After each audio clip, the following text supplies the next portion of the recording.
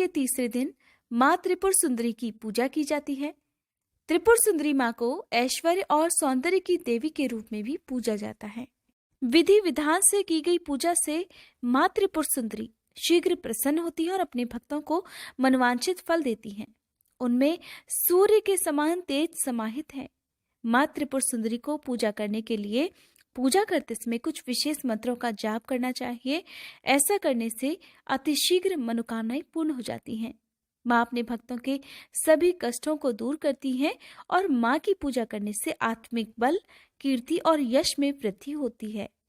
माँ त्रिपुर सुंदरी अनुपम सौंदर्य, अपने भक्तों को अभय प्रदान करने वाली, यौवन युक्त और तीनों लोकों में विराजमान है। उन्हें कई नामों से पुकारा जाता है।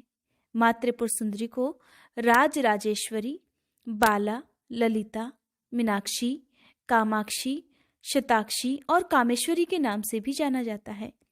अपनी सुंदरता और मोहकता से माँ त्रिपुर सुंदरी ने देवासुर संग्राम में असुरों को भी अपने वश में कर लिया था।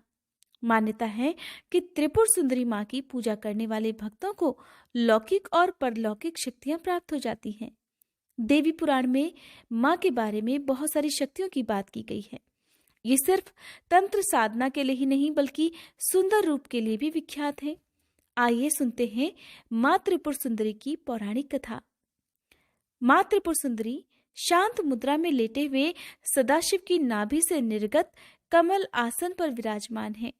चतुर्भुजी भुजाओं में देवी के पाश, अंकुश, धनुष और बाण हैं। माँ त्रिपुर सुंदरी के आसन को ब्रह्मा, विष्णु, महेश और यमराज अपने मस्तक पर धारण करते हैं। देवी 3 नेत्रों से युक्त और अपने मस्तक पर अर्धचंद्र धारण करती हैं। देवी त्रिपुर सुंदरी अपने भक्तों की हर प्रकार की मनोकामना पूर्ण करती हैं। उनकी हर विपत्ति को, हर कष्ट को दूर करती हैं और उन्हें अभय प्रदान करती हैं। पौराणिक कथाओं के अनुसार देवी त्रिपुर सुंदरी की उत्पत्ति का रहस्य सती वियोग के पश्चात भगवान शिव सर्वदा ध्यानमग्न रहते हुए होता है।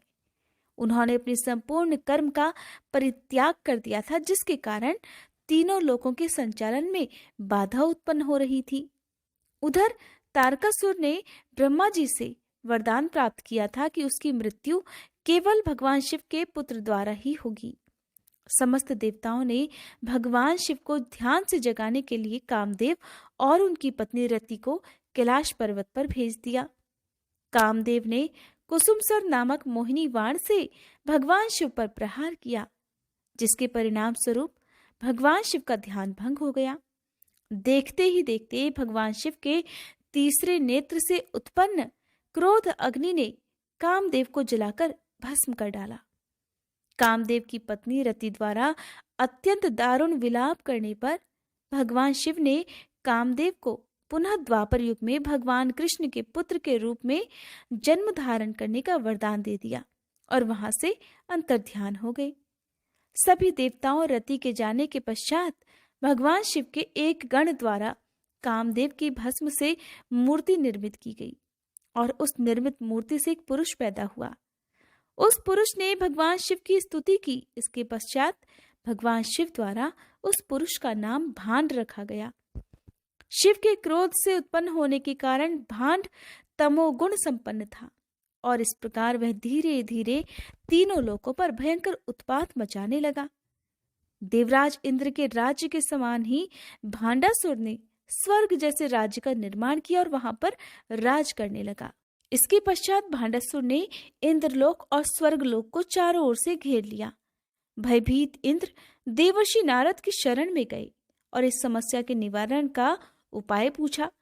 तब देवराज इंद्र के पूछने पर देवर्षि नारद ने आद्या शक्ति की यथाविधि अपने रक्त और मांस से आराधना करने का सुझाव दिया।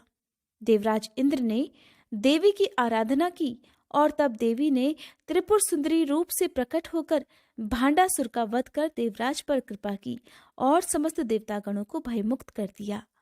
गुप्त नवरात्रि के तीसरे दिन माँ चंद्रघंटा की भी पूजा करनी चाहिए। जिस प्रकार नवरात्रि में माँ दुर्गा के 9 रूपों की पूजा की जाती है, ठीक उसी प्रकार गुप्त नवरात्रि में 10 महाविद्याओं की पूजा की जाती है। गुप्त नवरात्रि की पूजा करने वाले या फिर उपवास रखने वाले सभी भक्तों को नियम पूर्वक सुबह और शाम व्रत की कथा अवश्य पढ़नी या सुननी चाहिए। व्रत की कथा पढ़े या सुने बिना व्रत की पूजा विधि या फिर व्रत पूर्ण नहीं माना जाता है। गुप्त नवरात्रि के किसी भी दिन आप गुप्त रूप से दान भी कर सकते हैं। किसी भी निर्धन असहाय व्यक्ति की आप गुप्त रूप से मदद भी कर सकते हैं। इसके अलावा आप मंदिर में गुप्त दान कर सकते हैं और दीपदान भी गुप्त नवरात्रि के दिनों में करना चाहिए। हो सके तो आसपास जो भी माता का मंदिर है वहां जाकर आप दीपदान करें। यदि आपकी कोई विशेष मनोकामना है तो कहते हैं कि उसकी पूर्ति के लिए आपको आटे के अपनी सामर्थ्य के अनुसार 5-7 या जितने भी आपकी सामर्थ्य है उतनी संख्या में दीपक जलाना चाहिए। आप चाहे तो घी के या फिर सरसों के या तिल के दिए भी जला सकते हैं। मनोकामना पूर्ति होने के बाद आपको उतनी ही संख्या में आटे के दिए माता के मंदिर में जरूर जलाने चाहिए। कहते हैं कि आटे के दिए और मनोकामना पूर्ति का विशेष संबंध होता है।